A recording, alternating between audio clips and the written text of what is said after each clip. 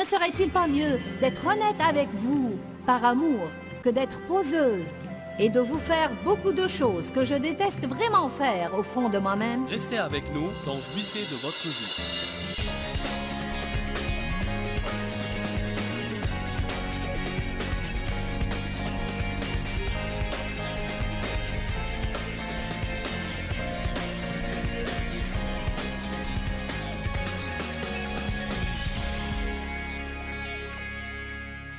Mentir est admis et fréquent aujourd'hui dans notre société, et ceci est vraiment triste.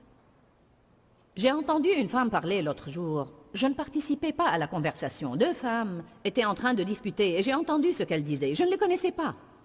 En fait, l'une d'elles parlait à l'autre à propos de quelqu'un, d'un homme qu'elle connaissait, qui allait la faire entrer dans une maison de vente en gros, où elle pourrait acheter des bijoux ou quelque chose de la sorte à bas prix. Et elle a dit, il m'a dit, on va te demander ton code d'imposition, mais dis que tu l'as oublié chez toi. Elle a dit, je leur ai dit que je l'ai oublié chez moi, et ça a marché. On m'a permis d'entrer. J'ai pensé, elle a obtenu les bijoux, mais elle a menti.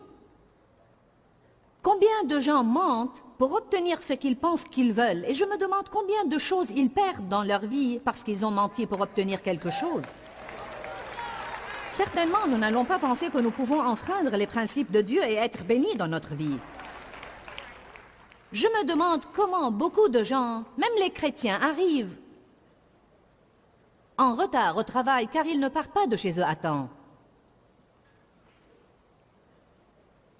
Et quand leur patron leur en fait la remarque, il y avait un bouchon.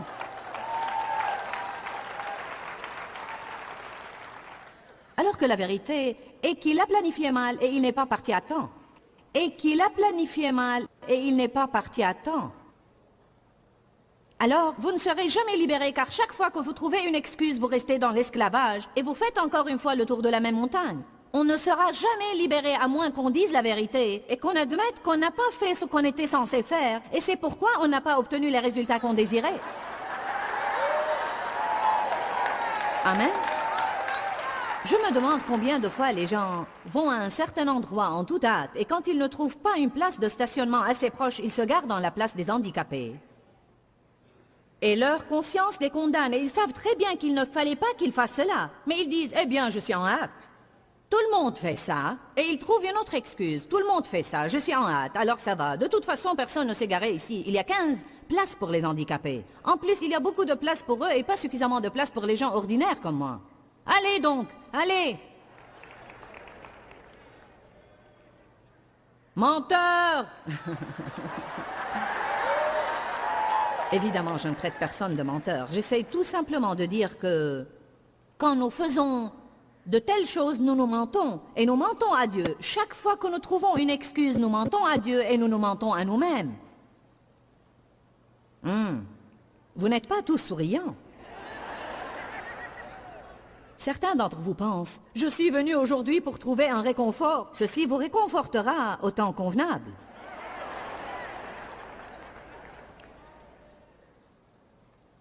Proverbe 6, verset 16. Il y a 6 choses que l'Éternel déteste beaucoup, et même 7 qui lui sont en horreur. Les yeux hautains, l'esprit qui a une trop haute estime de lui-même et une trop basse estime des autres, la langue menteuse, les mains qui font couler le sang des innocents, le cœur qui médite des projets iniques et coupables, les pieds qui se hâtent de courir vers le mal, le faux témoin qui dit des mensonges même sous serment. C'est intéressant que mentir soit mentionné 2 fois dans la liste. Rien d'autre n'est mentionné 2 fois, mais mentir est mentionné 2 fois. Vous savez quelle est la 7e chose que le Seigneur non seulement déteste, mais la Bible dit qu'il l'a en horreur? Les gens qui sèment la discorde. Les gens qui font des commérages et les rapporteurs, et les gens qui vont d'une personne à une autre pour semer les querelles et les discordes. Non seulement il la déteste, mais il l'a en horreur. Très bien. On va lire une autre écriture qui est probablement l'une des écritures les plus importantes auxquelles nous allons nous référer. 2 Corinthiens 1, 17.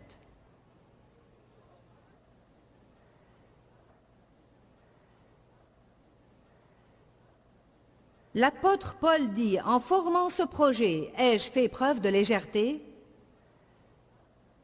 Nous connaissons toute l'histoire ici, mais apparemment Paul avait changé de projet de voyage. Il comptait passer par chez eux en allant en Macédoine, et quelque chose l'a empêché de le faire. Et on l'a accusé de légèreté, et voici qu'il leur répond en disant, « En formant ce projet, ai-je fait preuve de légèreté? Ou bien mes plans seraient-ils inspirés par des motifs purement humains, en sorte que lorsque je dis oui, oui, cela pourrait être non, non ?» J'aime cela. Aussi vrai que Dieu est digne de confiance et qu'il est sérieux en ce qu'il dit, je vous le garantis, la parole que nous avons adressée n'est pas à la fois oui et non. Que dit Paul ici? Il dit, faites-moi confiance. Si je vous dis oui, alors c'est oui.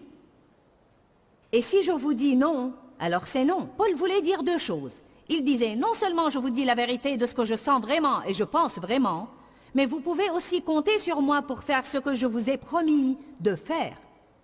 Voici un autre domaine dans lequel nous avons de grands problèmes dans notre société. Et c'est que les gens vous disent qu'ils vont faire quelque chose et ils renoncent à le faire. Ce n'est rien que mentir. Vous pouvez compter sur moi, je serai là-bas. Combien d'entre vous, certains, leur ont promis de venir avec eux à cette conférence? Combien d'entre vous, quelqu'un vous a promis de venir et il s'est retiré? Puis-je vous dire que peut-être très peu d'entre eux avaient vraiment des raisons valables qui les ont empêchés de venir. Mais je peux vous assurer, et je ne suis pas en train d'accuser vos amis, mais je peux vous assurer que la plupart d'entre eux ont cherché des prétextes stupides, alors que la vérité est qu'ils ne voulaient pas venir. C'est très fatigant. Gna, gna, gna, gna, gna, gna, gna, gna. C'est étonnant combien de personnes disent qu'ils vont faire des choses et ils renoncent. C'est mal. C'est un manque d'intégrité. C'est un grand problème. Et c'est vraiment mal. Et cela donne certainement accès au diable dans notre vie. Nous devons tenir parole et être des personnes qui, quand elles disent oui, alors ça signifie oui. Et quand elles disent non, alors ça signifie non.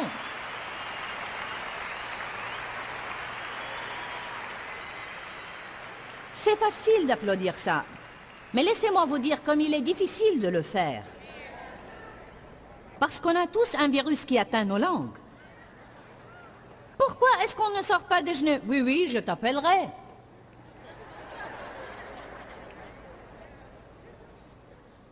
Votre présence ici vous attribue une grande responsabilité. Car après avoir entendu ces choses-là, vous devez les mettre à exécution. C'est la vérité. Beaucoup de personnes ont des problèmes dans leur vie, mais ce sont les petits renards qui ravagent les vignes. Ce sont en fait les petites choses que nous faisons qui donnent de grands accès au diable. Éphésiens 4 dit que le soleil ne se couche pas sur votre colère et ne donnez pas accès au diable dans votre vie. Combien de gens vont au lit en colère et ils ne savent pas pourquoi ils ont des problèmes? Et quand Dieu a commencé à nous ouvrir les yeux il y a des années sur l'intégrité, il a dit, je bénirai votre ministère si vous marchez dans l'intégrité. Et vous tenez à vos promesses.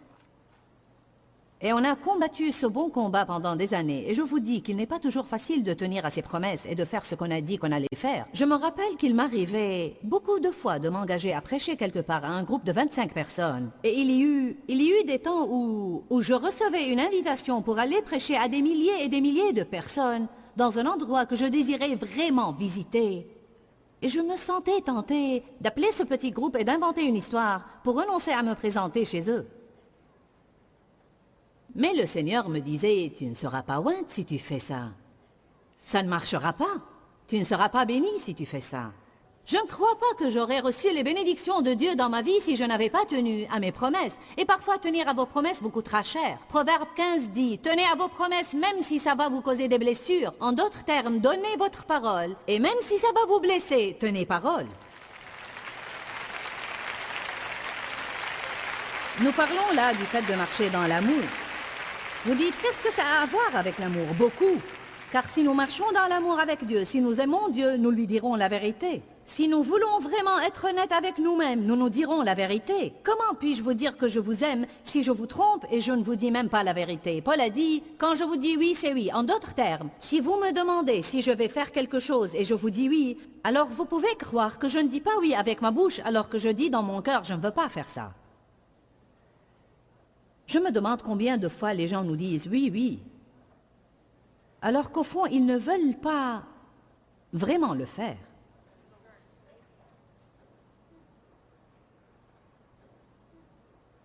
Êtes-vous prêt à dire la vérité de telle façon que même si ça va rendre quelqu'un furieux, vous lui dites la vérité quand même?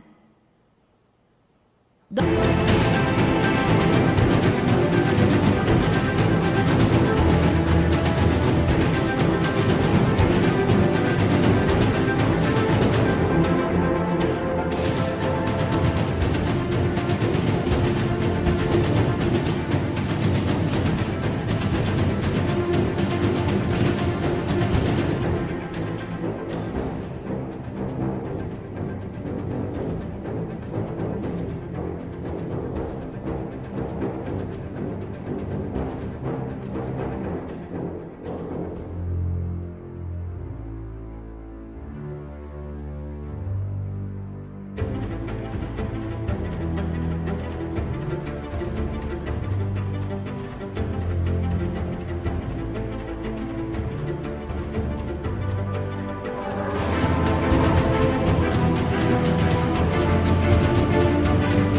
2 Corinthiens 7, Paul a écrit une lettre à un groupe de gens. Il y avait un problème à l'église et il a dit « Je suis désolé de vous avoir attristé. Je ne vous ai pas écrit cette lettre pour vous attrister, mais il a dit « Au début, je me suis repenti de l'avoir écrite, mais maintenant je ne m'en repens plus parce que je vois clairement que la tristesse que je vous ai causée vous a mené à la repentance. » Combien de fois j'avais à dire des choses dures aux employés? Je veux dire des paroles provocatrices qui les attristaient. Des choses comme, vous savez, vous n'êtes pas une personne excellente. Votre tenue est débraillée. Vous travaillez n'importe comment. Votre voiture est déglinguée. Elle est sale et pleine de déchets. Vous êtes médiocre. Nous ne sommes pas une organisation médiocre.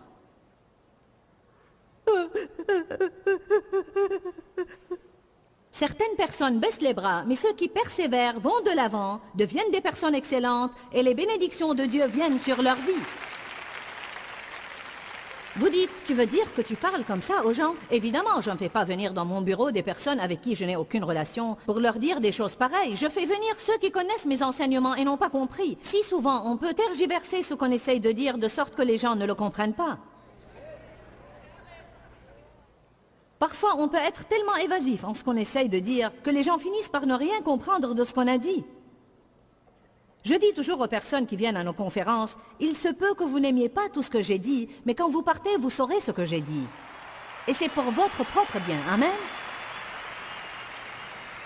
Au moins, vous n'allez pas penser quand vous rentrez chez vous.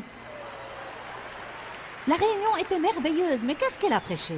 Vous savez, c'était vraiment profond. Oui, monsieur, elle était vraiment ointe ce soir. Vous savez, parfois on pense que plus quelqu'un est profond, plus il est oint. Dites chez vous ce soir, elle m'a dit de ne pas mentir. Elle m'a appris à dire la vérité, à être honnête avec Dieu, à être honnête avec moi-même et à être honnête avec les gens. Et si je commence à faire ça, des changements positifs auront lieu dans ma vie. Amen. Allez, louez le Seigneur.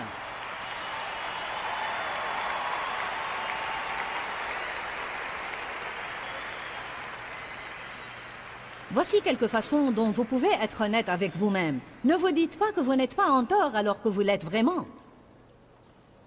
Dans le psaume 51, nous voyons que David s'est menti pour plus d'1 an concernant son péché avec Bathsheba. Pour plus d'1 an, il n'a pas fait face à la vérité concernant son péché avec Bathsheba et le meurtre de son mari Uri. Je ne sais pas ce que l'homme pensait, mais il ne faisait pas face à la vérité et Dieu avait à envoyer le prophète Nathan pour le confronter. La plupart des fois que nous connaissons des ennuis avec nos patrons, Dieu nous a déjà prévenus, mais nous n'avons pas écouté. Quand le patron vous appelle pour vous corriger à cause de votre retard, Dieu a déjà essayé de vous prévenir 50 fois. Ou quand il vous appelle pour vous parler de votre attitude. Dieu vous en a déjà parlé plusieurs fois. Amen. Combien de fois Dieu avait essayé de confronter David, mais ce dernier se dérobait à la responsabilité. Puis Dieu l'a confronté à travers le prophète, puis il en est arrivé au point où il a commencé vraiment et sincèrement à se repentir. Et il a dit dans le psaume 51, verset 6, « Ô Seigneur, tu veux que la vérité soit au fond du cœur. Commençons à être honnêtes avec nous-mêmes. Ne vous dites pas que vous n'êtes pas en tort alors que vous l'êtes vraiment. Ne trouvez pas des excuses, elles ne sont que des raisons remplies par des mensonges. Avez-vous tellement menti à vous-même ou aux autres que vous ne savez plus ce que vous voulez ou vous ne voulez pas, ce dont vous avez besoin ou vous n'avez pas besoin? En fait, j'aime cela. Parfois, si j'ai quelque chose, je suis en train de manger quelque chose ou de faire quelque chose, et je dis à quelqu'un, « Veux-tu un peu de ça? »« Oh non, non, merci beaucoup. » Alors que je sais très bien qu'il en veut. Je peux déduire qu'il en veut. Et puis je lui dis, « Allez, je t'en prie, prends une portion. » Il me dit, « Bon, merci beaucoup. Merci. » Ne me demandez pas si je veux quelque chose si vous ne voulez pas le donner, car si je le veux, je vais le prendre. Dave dit, parfois tu dépasses tous ceux que je connais. Une fois, nous sommes sortis avec un prédicateur que je ne connaissais pas bien. Il avait des frites qui avaient l'air délicieux. J'ai dit, ça te dérange si je prends la dîme de tes frites? Ne fait-on pas ça? Quelqu'un nous dit, vous en voulez? Non, non, non, merci.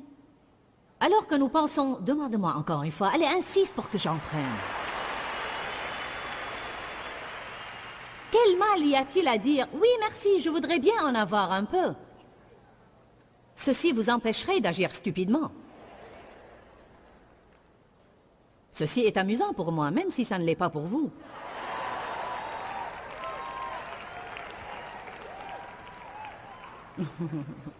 Nous faisons semblant. Ah, je n'ai besoin de rien. Ah non, ne faites rien pour moi, je ne veux rien. Je suis bien comme ça. Alors que vous pensez, pourquoi est-ce qu'on ne fait jamais rien pour moi? Beaucoup de gens ne sont pas honnêtes concernant leurs besoins. Ils ne sont même pas honnêtes avec eux-mêmes concernant leurs besoins. J'avais à me dire que j'étais insupportable avant de voir un changement dans ma vie. J'avais à me dire que j'étais non équilibré et bourreau de travail avant d'être libéré du stress constant. Ensuite, j'avais à arrêter d'attribuer la responsabilité de ma frustration aux gens alors que je faisais moi-même mon programme. Et je me causais beaucoup d'ennuis. Et je me causais du stress et les autres n'avaient rien à voir avec ça, c'était de ma faute. Peut-être que beaucoup de gens qui sont présents ici ou qui sont assis devant leur télé sont stressés tout le temps et ils rejettent la responsabilité sur leur programme. Et ils en veulent à leurs enfants et à tout le monde. Vous savez ce que Dieu m'a dit? Écoute Joyce, c'est toi qui fais ton programme, pas moi. Qu'est-ce qui se passerait à votre avis si on commençait à dire non à certaines choses auxquelles on voulait vraiment dire non? Au lieu de dire oui à tout alors que nous pensons, comment puis-je ajouter encore une seule chose à mon programme? Mais je ne veux pas les rendre furieux. Je ne veux pas blesser leurs sentiments. Tu les traites pire en leur mentant qu'en leur disant la vérité. Ne serait-il pas mieux d'être honnête avec vous, par amour, que d'être poseuse et de vous faire beaucoup de choses que je déteste vraiment faire au fond de moi-même?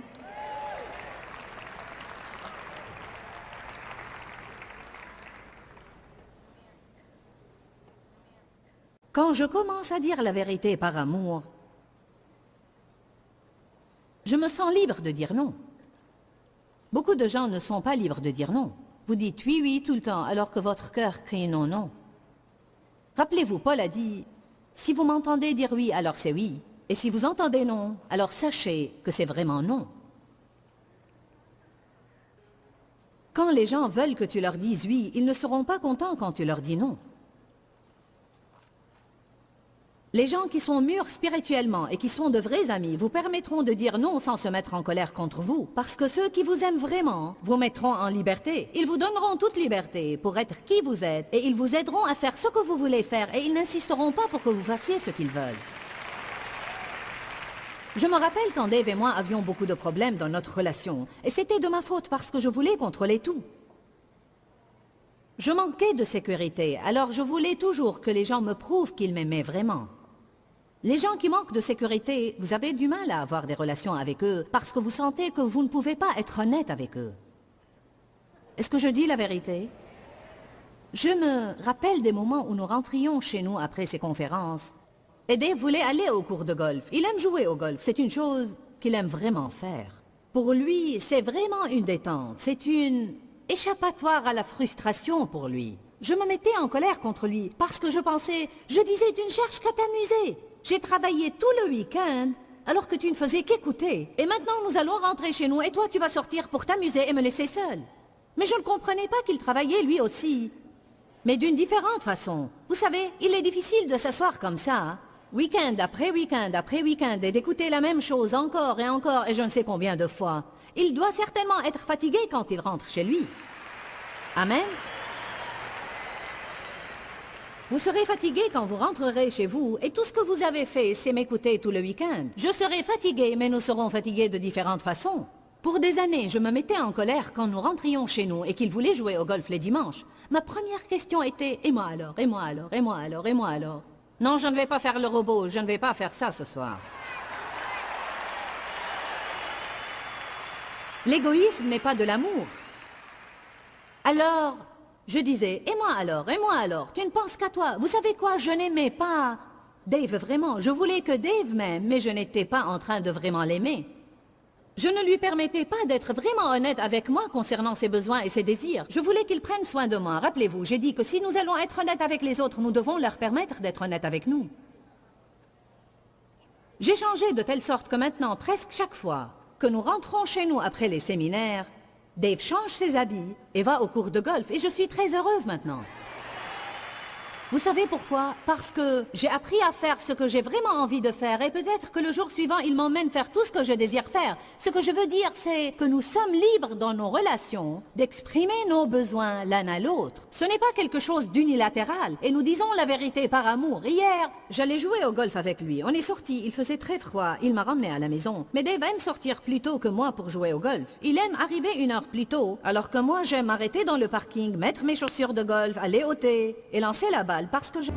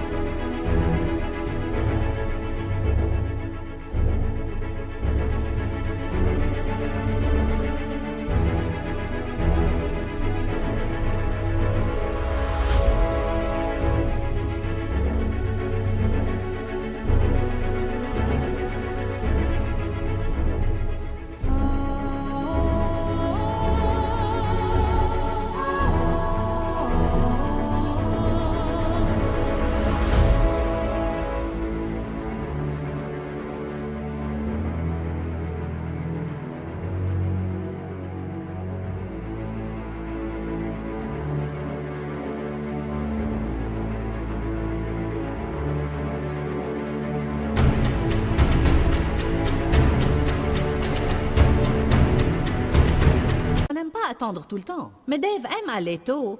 Et il m'a dit, j'ai dit, à quelle heure tu veux partir? Il m'a répondu et il a ajouté, qu'en penses-tu? J'ai dit, ça ne m'intéresse pas vraiment, mais je vais t'accompagner et je vais le faire avec une bonne attitude. Mais j'étais franche. Je n'ai pas dit, béni soit Dieu, ça va, alors que je pensais, chaque fois que nous y allons, nous ne faisons que gna gna gna gna gna gna gna gna gna. Écoutez-moi bien, je crois que c'est ce que nous faisons souvent. Nous disons aux gens, oui, béni soit Dieu, ça va. Puis dès qu'ils partent, nous disons, gna gna gna gna, chaque fois vous faites à votre façon, à votre façon, à votre façon. Mais la Bible dit que Dieu n'est pas content que nos cœurs soient inquiets et soucieux tout le temps. Il faut que nous soyons vraiment honnêtes. Et nous ne pouvons pas avoir la paix à l'intérieur de nous à moins que nous soyons honnêtes. Le robot. Ça ne va pas avec mon message, j'espère que vous réalisez ça.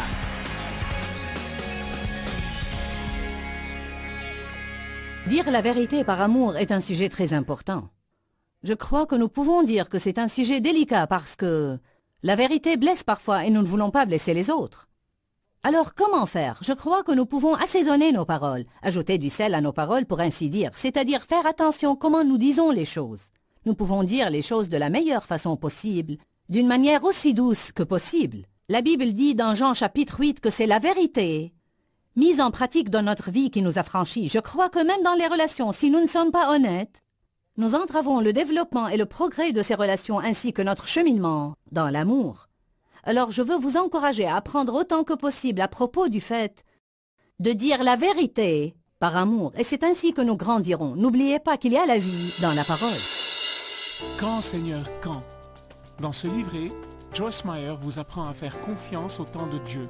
Pour obtenir ce livret gratuitement, écrivez-nous à Joyce Meyer, boîte postale 40095-6300, Larnaca, Chypre. Ou bien visitez notre site web www.joycemeyer.org/fr.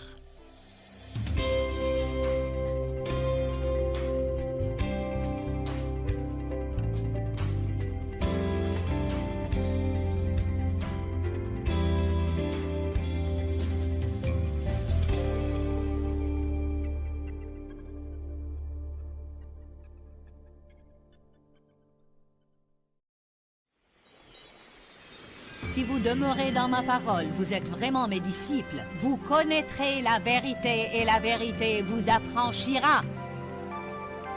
Restez avec nous dans Jouissez de votre vie.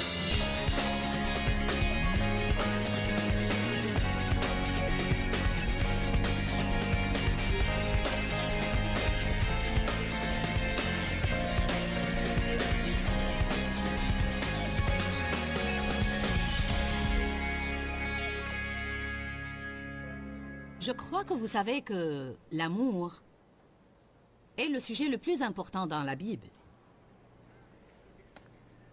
Et la Bible nous apprend à marcher dans l'amour, et non seulement à faire des études ou écouter des sermons sur l'amour ou à parler de l'amour, mais à marcher dans l'amour. Et le fait de marcher est composé de plusieurs pas différents. Chaque pas est une décision que nous prenons. Si je vais marcher dans l'amour, j'aurai à prendre beaucoup de décisions tous les jours et toute la journée. Dites avec moi, tous les jours, toute la journée. Dites-le encore. Car c'est ridicule de penser que les choses vont se passer automatiquement. Nous avons à prendre la décision de traiter les gens d'une certaine façon ou de ne pas les traiter d'une certaine façon. Si nous voulons marcher dans l'amour, je répète, le fait de marcher est composé de plusieurs pas et tout pas représente une décision. Si je vais marcher dans l'amour, j'aurai à prendre beaucoup de décisions. L'amour n'est pas un sentiment. Je n'aime pas les gens tout simplement parce que j'ai des sentiments envers eux. Je n'aime pas les gens parce que je me sens bien avec eux ou je m'amuse avec eux.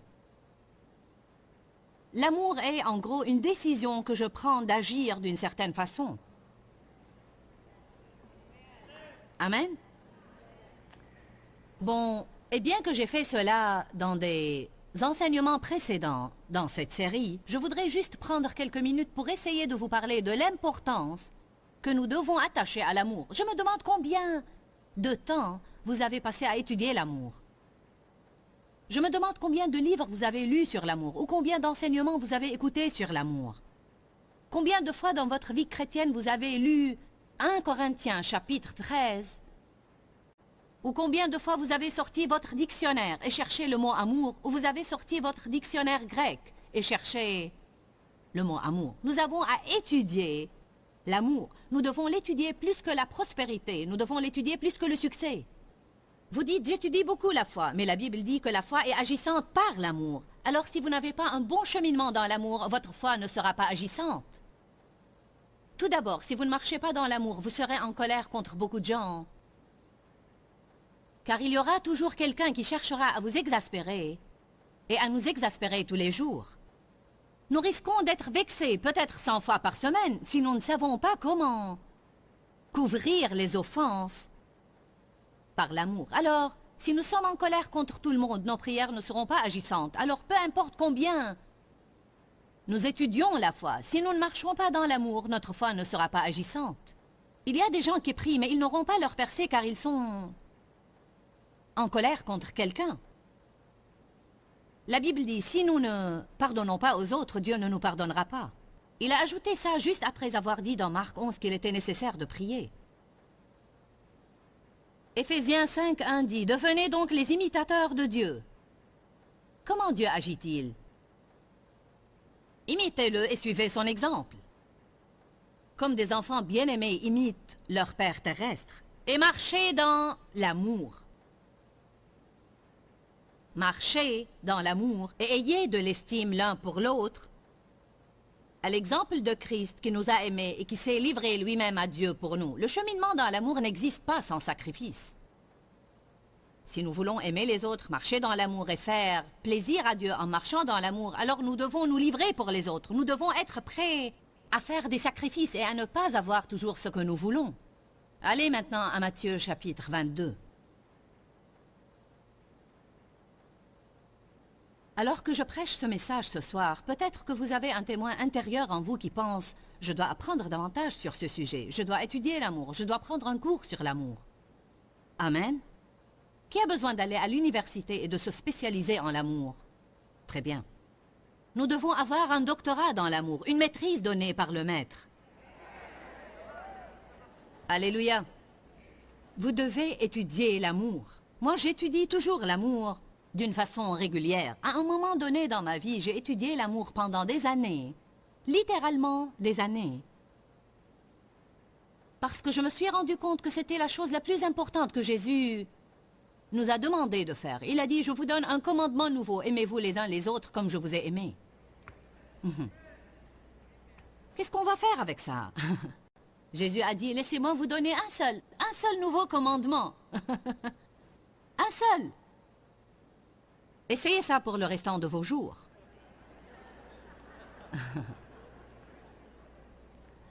Matthieu 22. Commençons par le verset 35. Et l'un d'eux, docteur de la loi, lui fit cette question pour l'éprouver. Maître, quel est le plus grand et le plus important commandement? Le commandement principal de la loi. La Bible amplifiée dit, certains sont faciles. Lesquels sont durs? Jésus lui répondit, tu aimeras le Seigneur ton Dieu de tout ton cœur, de toute ton âme et de toute ta pensée. C'est le premier, le plus grand et le plus important commandement. Et voici le second qui lui est semblable. Tu aimeras ton prochain comme toi-même. Alors je vois ici 3 relations dans lesquelles je dois tenir à marcher dans l'amour. Je dois aimer Dieu de tout mon cœur, de toute mon âme et de toute ma pensée. Aimer ma personne d'une façon équilibrée et non pas d'une façon égoïste et égocentrique. Tu aimeras ton prochain comme toi-même. Si nous n'aimons pas notre personne, comment aimerions-nous les autres? Je crois vraiment que le monde est plein de personnes et même de chrétiens qui essayent d'aimer les autres pour obéir au message chrétien, mais ils n'aiment pas vraiment leur personne. Et je vais dire cela, encore une fois, parce qu'il faut savoir cela. Vous ne pouvez pas donner ce que vous n'avez pas. Si vous ne savez pas comment recevoir la miséricorde de Dieu pour vous-même, pour vos fautes, pour vos gaffes et pour vos erreurs, alors comment pourriez-vous être miséricordieux avec les autres? Alors vous devez recevoir l'amour de Dieu pour vous-même comme un don gratuit, et non pas comme si vous le méritiez, mais vous le recevez comme un don de Dieu, et ensuite vous commencerez à croire que le Seigneur vous aime, et puisque vous croyez que le Seigneur vous aime, alors ça va si vous aimez votre personne. À ce moment-là, vous aurez...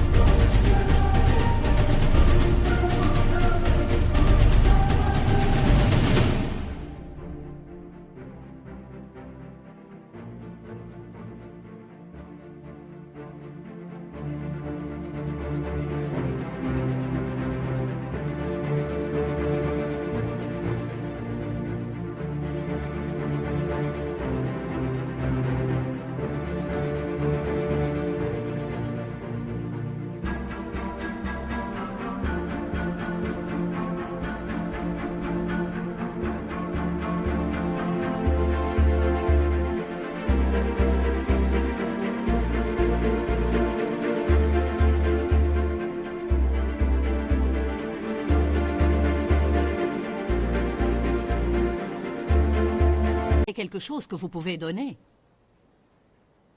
L'amour a plusieurs facettes ou plusieurs faces.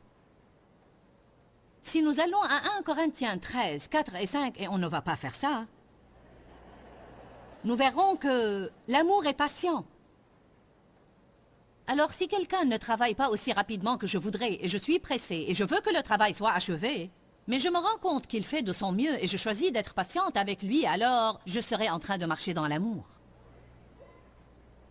Si je suis gentille avec quelqu'un, et sans raison, je fais tout pour être gentil avec lui ou pour lui rendre service, je lui fais plaisir ou je lui fais des choses ou je lui donne des choses dont il a besoin, ainsi je marche dans l'amour. Si je suis heureuse que les autres soient bénis et je ne suis pas jalouse et je ne les envie pas, alors je marche dans l'amour. Si je ne suis pas dure envers les autres, alors je marche dans l'amour. Et vous pouvez être mis à l'épreuve à cet égard en sortant du parking ce soir. Je pense parfois que les chrétiens se transforment en d'autres créatures quand ils se mettent au volant. Nous avons nos autocollants, mais il nous faut plus que ça.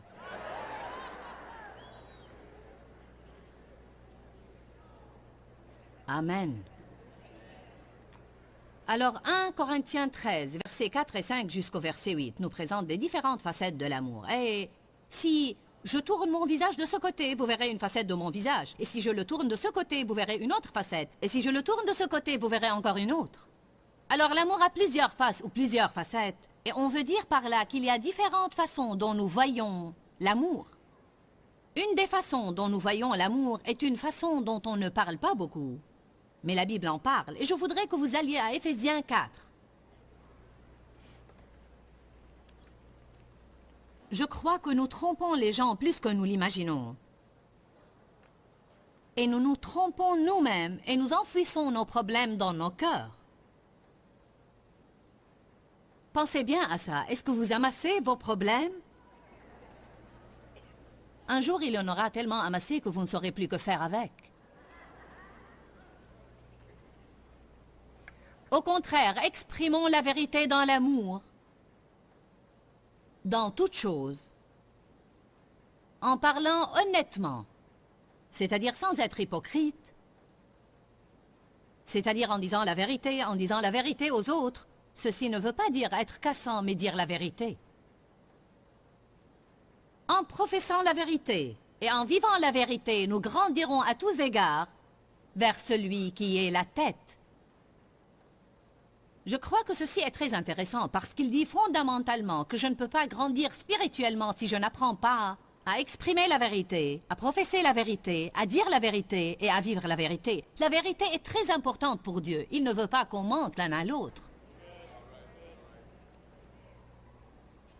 Si je vous dis ce que vous voulez entendre juste pour que vous ne vous mettiez pas en colère contre moi, alors je dois admettre que je suis en train de mentir. Et je dois admettre que mentir est un péché. J'ai lu un rapport qui dit qu'en moyenne, ceci semble incroyable, mais il dit qu'en moyenne, l'homme ment 200 fois par jour.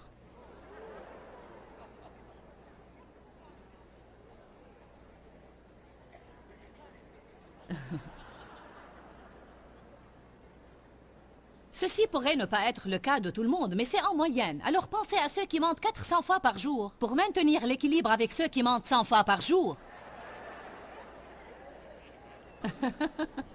Vous savez, nous mentons beaucoup. C'est comme... Comment vas-tu, frère? Très bien, que Dieu soit béni. Alors qu'en vérité, vous êtes tellement enragé et enflammé de colère.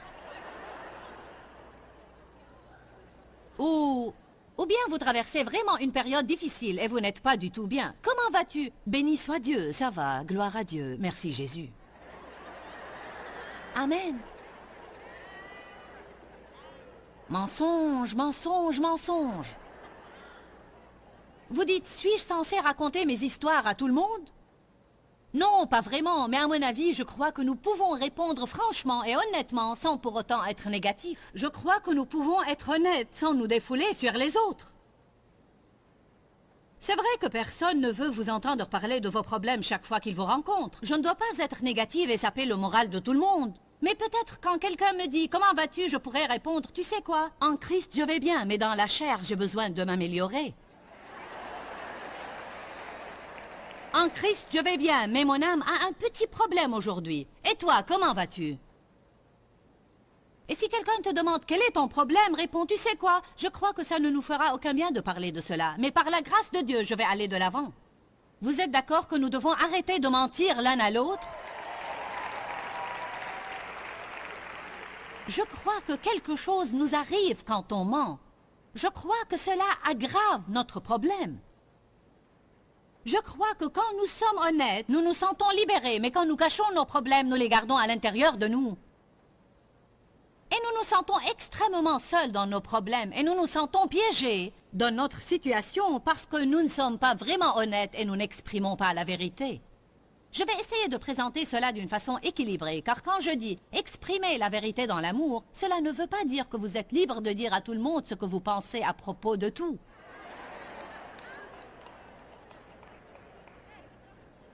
Mais le monde a besoin de vérité. Il a besoin de gens qui sont prêts à être honnêtes l'un avec l'autre, même si ça veut dire que vous allez vous mettre en colère contre moi. Et que vous n'allez plus m'aimer pour un moment. L'apôtre Paul a dit la vérité aux gens. Il a dit « Je suis désolé de vous avoir blessé, mais je suis content que j'ai fini par vous aider. » Si souvent nous disons aux gens ce qu'ils veulent entendre pour leur faire plaisir ou bien il y a quelqu'un qui manque de sécurité et qui se fâche facilement et nous ne voulons pas avoir des problèmes, alors nous lui disons ce qu'il veut entendre pour qu'il ne se fâche pas. Je vais vous dire quelque chose. Jésus ne fait pas ça. Ne lui demandez rien si vous ne voulez pas la vérité.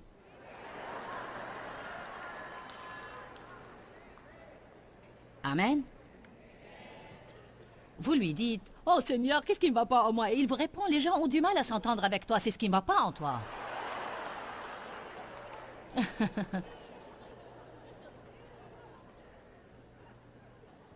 On ne marche pas vraiment dans l'amour avec les gens quand on est malhonnête avec eux.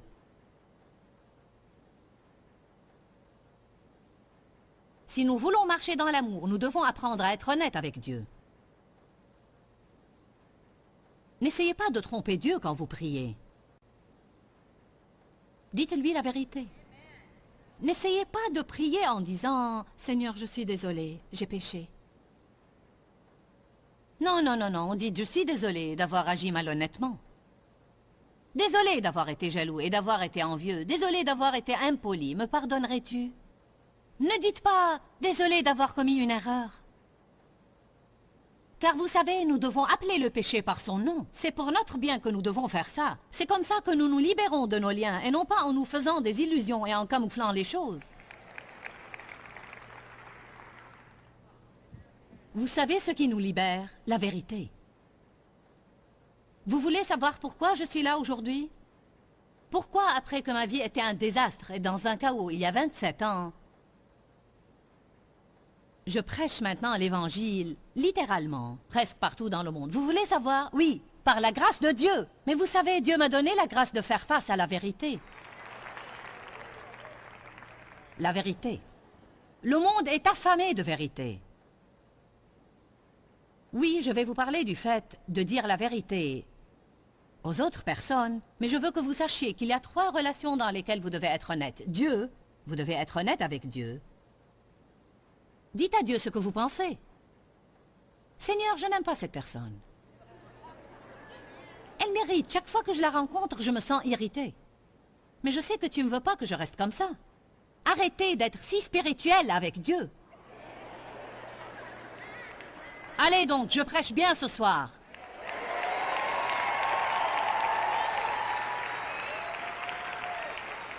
Nous pouvons être honnêtes avec Dieu parce qu'il sait tout de toute façon.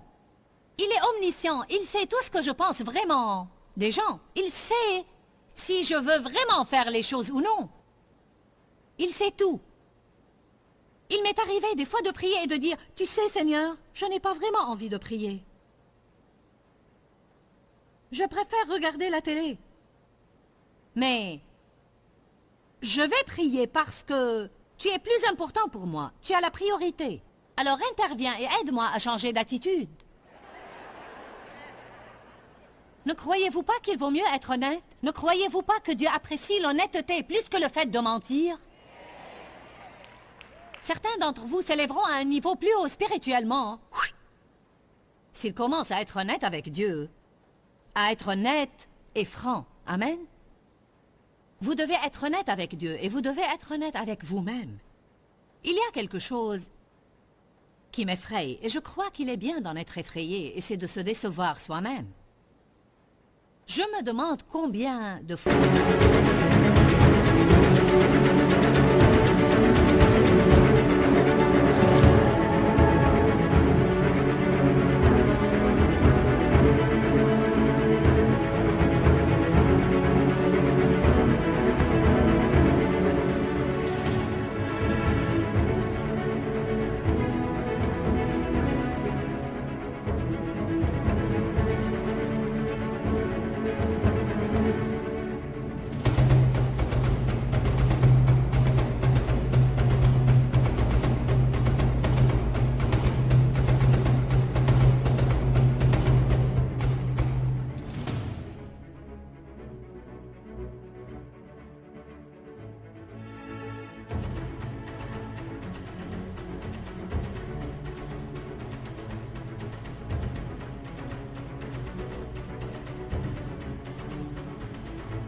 nous nous faisons des illusions. En fait, parmi les 200 mensonges que les gens disent par jour, combien de mensonges sont des illusions que nous nous faisons à propos de nous-mêmes? Il faut qu'on commence à prier pour ne pas se faire des illusions. Seigneur, aide-moi à ne pas me faire des illusions. Allez, je vous encourage à commencer à prier. Seigneur, montre-moi ma propre vérité. Y a-t-il quelqu'un dans cette salle qui est prêt à prier cette prière? Seigneur, montre-moi la vérité me concernant. Ne demandez pas la vérité si vous ne voulez pas la connaître. Et je vous dis maintenant, vous la connaîtrez et à ce moment-là, elle ne vous plaira pas entièrement. Jean 8, versets 31-32. La parole, vous êtes vraiment mes disciples. Vous connaîtrez la vérité et la vérité vous affranchira. Amen. Vous qui êtes assis devant votre télé maintenant, ne croyez pas que vous pouvez vous installer confortablement chez vous alors que je prêche à cette assemblée ici. Ah non, je m'adresse à vous aussi. Amen.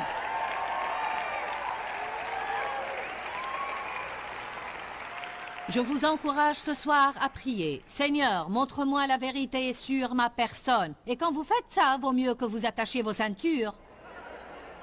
Parce que la vérité vous libérera, mais avant, elle vous secouera dans toutes les directions.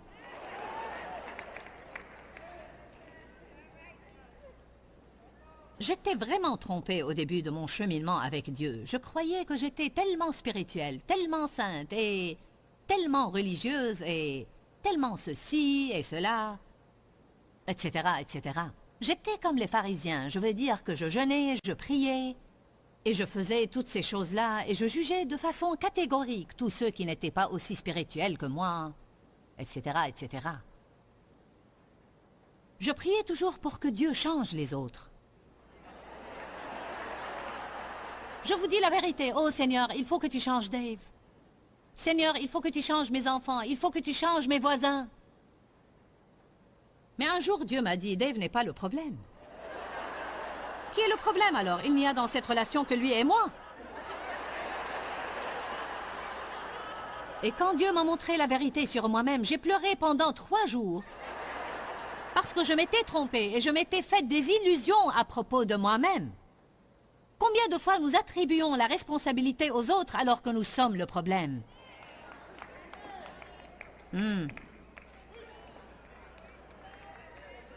Amen. C'est difficile de faire face à notre propre vérité et c'est facile de critiquer la vérité des autres. Oh, nous avons une trop haute opinion de nous-mêmes et Paul nous a mis en garde contre cela.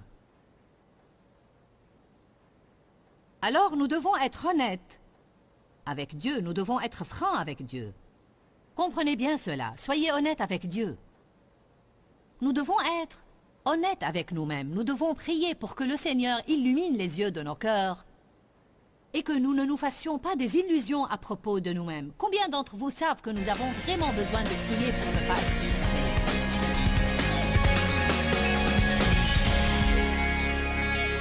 Dire la vérité par amour est un sujet très important.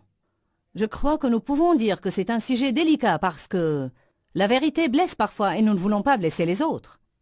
Alors comment faire? Je crois que nous pouvons assaisonner nos paroles, ajouter du sel à nos paroles pour ainsi dire, c'est-à-dire faire attention comment nous disons les choses. Nous pouvons dire les choses de la meilleure façon possible, d'une manière aussi douce que possible. La Bible dit dans Jean chapitre 8 que c'est la vérité mise en pratique dans notre vie qui nous affranchit. Je crois que même dans les relations, si nous ne sommes pas honnêtes, nous entravons le développement et le progrès de ces relations ainsi que notre cheminement dans l'amour. Alors je veux vous encourager à apprendre autant que possible à propos du fait de dire la vérité par amour. Et c'est ainsi que nous grandirons. N'oubliez pas qu'il y a la vie dans la parole.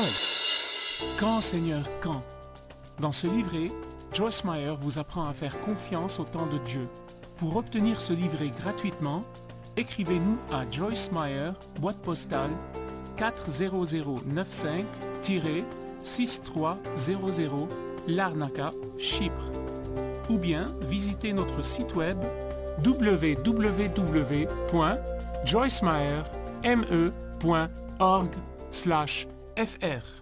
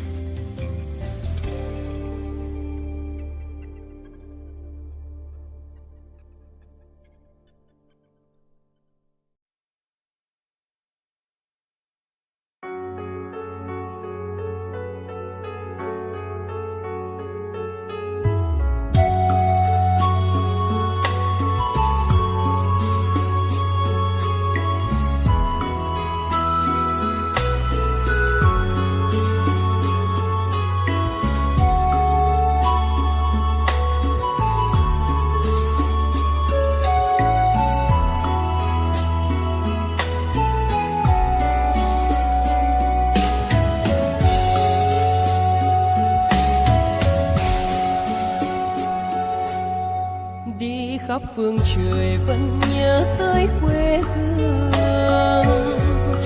Người về đây thăm làng trù quê mẹ và làng sen quê cha, xúc động bồi hồi người rơi giọt lệ, thương mái nhà cháy.